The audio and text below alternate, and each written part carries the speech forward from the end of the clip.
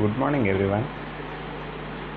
Today we're going to learn a new topic called as weather and climate. In this topic we will learn about what is weather, what is a climate, and to learn about the factors affecting climate as one to understand the heat zones of an earth, how the heat zones affect the climate of an earth. These four topics we are going to learn in this lesson now. Now let's go into our topic. Let's learn what is weather and what is called as climate. Let's learn what is a weather. Weather is a condition of atmosphere at a particular place over a short period of time. Weather is a condition of an atmosphere at a particular place over a short period of time. We normally describe weather into hot, cold, sunny, cloudy, rainy, windy, and etc. These mainly explain the condition of an atmosphere. We may experience different weather conditions in morning or else evening or night. In the morning weather is so pleasant, and in afternoon it will be so hot, and evening it again changes to a pleasant weather. The weather affects our clothes we wear, the food we eat. The weather changes almost every day and hour to hour. The next topic is on what is climate. Climate is the average of weather conditions of a place over a long period of time. You can see repeating again. Climate is the average of weather conditions of a place over a long period of time. In weather it's a short period of time, and in climate it includes long period of time. Next, the climate of place remains unchanged year after year. Mainly the climate does not change by year after year.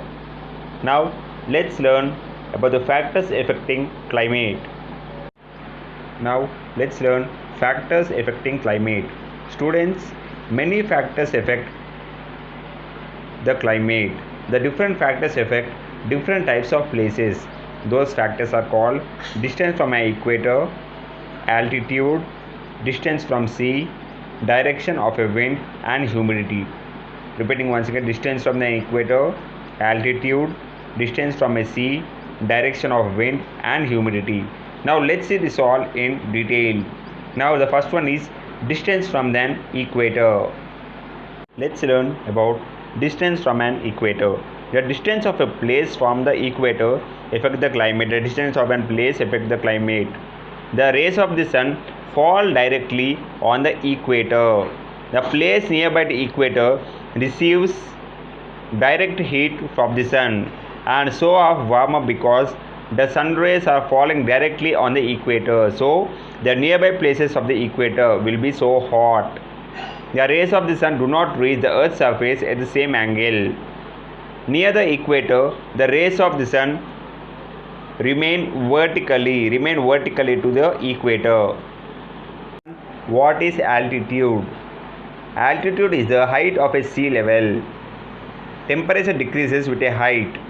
The air is less dense and cannot hold heat easily. And next one is distance from a sea. Land heats up faster and cools slower than water. These factors affect the climate of an coastal regions.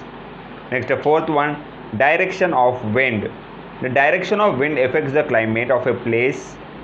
If wind blowing from hot region increase the temperature of a place, and wind blowing from cold region decrease the temperature of a place.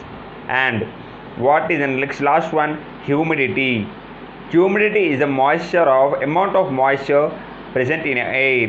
Humidity is the amount of the moisture present in the air. The climate of a place is affected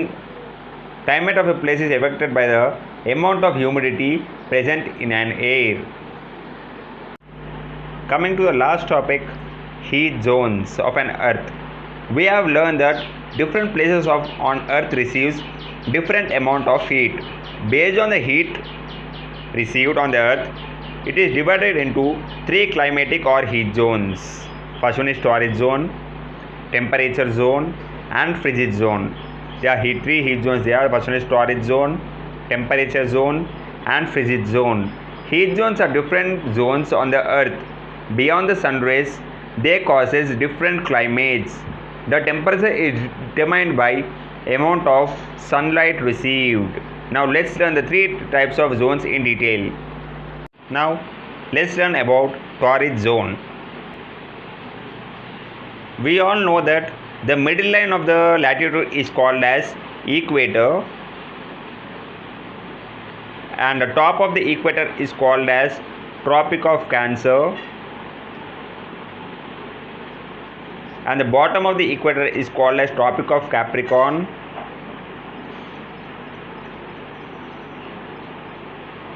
and this one is called as Arctic Circle, and this one is called as Antarctic Circle.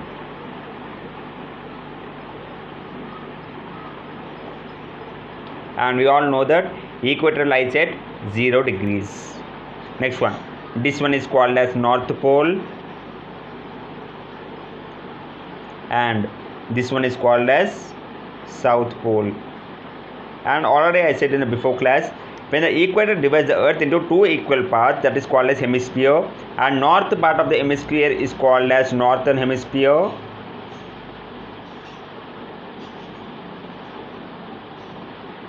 and the southern part of the hemisphere is called as southern hemisphere.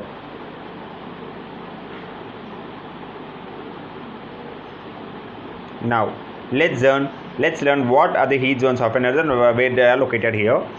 What is called as torrid zone? The area lying between the Tropic of Cancer and Tropic of Capricorn is called as torrid zone. What they said here, the area lying between the Tropic of Cancer and Tropic of Capricorn. So this one will be the torrid zone here.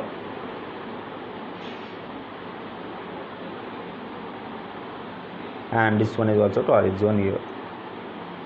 The area lying between the Tropic of Cancer and Tropic of Capricorn is called as torrid zone. It is the hottest part of an earth, so it is called as torrid zone. Because why it is hottest? Because the sun rays are directly falling on the equator, so the nearby places will be so hot. So torrid zone will be the hottest part in the earth. Now what is called as second heat zone? Temperature zone. Now let's learn about temperature zone. The area lying between the torrid zone, the area lying upper the torrid zone in both the hemispheres. What they said here, the area lying upper the torrid zone in both the hemispheres, in the upper the torrid zone, this is called as north temperature zone,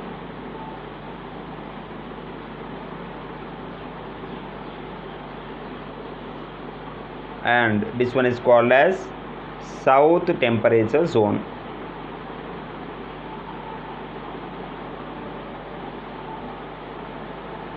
What they said here, the area lying upper the torrid zone in both the hemispheres. What they said, both the hemispheres, that is called as north temperature zone and as south temperature zone. And it is neither very hot nor very cool. In temperature zone, they have 4 climates. They include mainly 4 climates. They are spring, summer, autumn and winter. The sun rays falling on the temperature zone are slanting. The sun rays will fall slanting onto the temperature zone. Now let's learn the last heat zone, that is called as frigid zone. Let's learn about the frigid zone now. What is frigid zone? The area lying near the poles, that lies between the Arctic Circle, and North Pole in northern hemisphere, and Antarctic Circle and South Pole in southern hemisphere.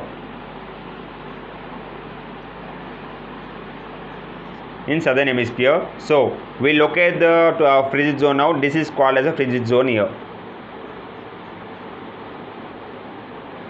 and this is also called as frigid zone. Again I am repeating, the area lying between the Arctic Circle and North Pole in the northern hemisphere and Antarctic Circle and South Pole in southern hemisphere. And it has very cold climate. This frigid zone has very cold climate because the rays of the sun fall at a great slant. They fall at a great slant. These zones get very less heat. In this region, the summer is cold and winter is frigid cold. In winter, it will be totally covered with ice. There are two frigid zones.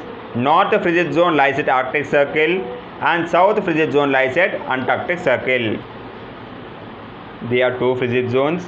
In the north north frigid zone lies at Arctic Circle. In the south part, south frigid zone lies at Antarctic Circle. Next one. They are very far from an equator. They are very far from the equator. During most of the months in a year, the frigid zone do not receive the sun rays. The climate will be extremely so cool at these days. So this is called as frigid zone, and these are all called as heat zones of an earth. So students, I think everyone understood the class. See you in the next class with another topic. Thank you.